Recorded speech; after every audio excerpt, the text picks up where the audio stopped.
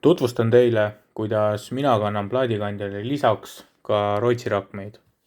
Kuna tihtilugu kogu moon ja muu varustus võib kaaluda suht palju, siis füsioloogiliselt on inimesele raskust kergem kanda vöö lähedal ning keha ligi.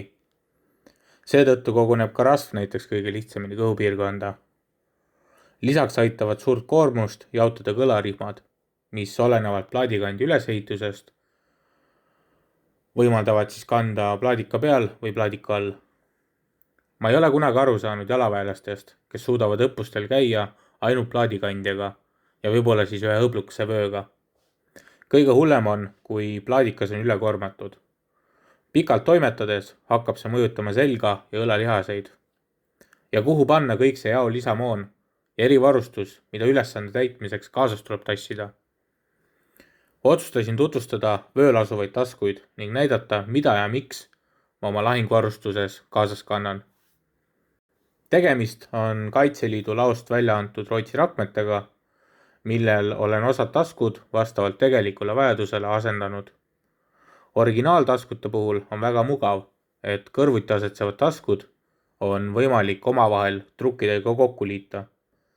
See tagab, et taskud liikumisel ei hüppa ja omavahel kokku ei peksa. Kulunud trukkide puhul on miinuseks, et nad on metallist ning võivad hakata vastu keha tunda andma. Alustame minu nõrgemast poolest ehk siis vasakult.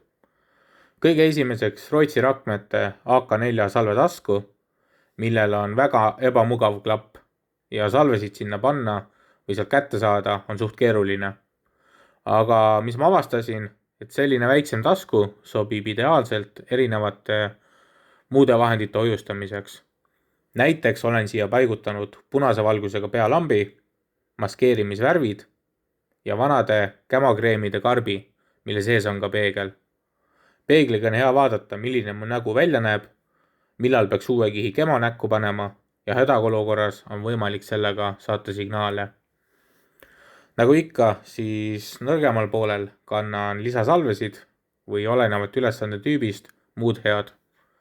Kalvilinda klapiga AK4 tasku mahutab 3 rahesalve või siis 50 kuulipilduja lindi.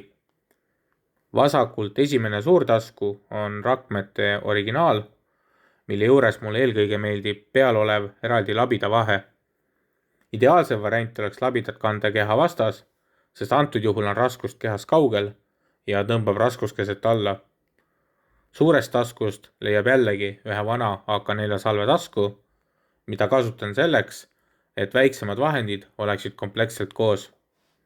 Antud juhul on mul alati kaasas suurem rull Mägi-Aivari teipi, jalaväelasele kohaselt metallist lusikas ja peenike must nöör. Piiratud võimaluste situatsioonis ei kujuta me elu ilma niiskete salvrättideta ja veekindlalt pakendatud sitapaberita.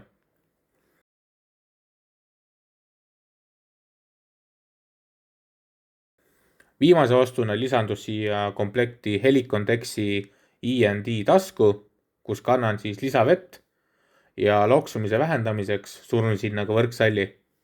Võrksall on uskumatult hea abiline sääskede vastu ja kiireks esmase varje loomiseks, näiteks vaatluspostil. Keskel selja peale olen jätnud suurema tasku tühjaks. Vajadusel saab sinna paigutada lisamoona, kileriided või telkmantli. Paremal küljel klassikaline veepudeli tasku koos plastikust veepudeliga ja üks suur varustuse tasku, mille peal molleribad. Jällegi kas lisamoona, granaatide, binokli või öövaatlusseadme tarvis.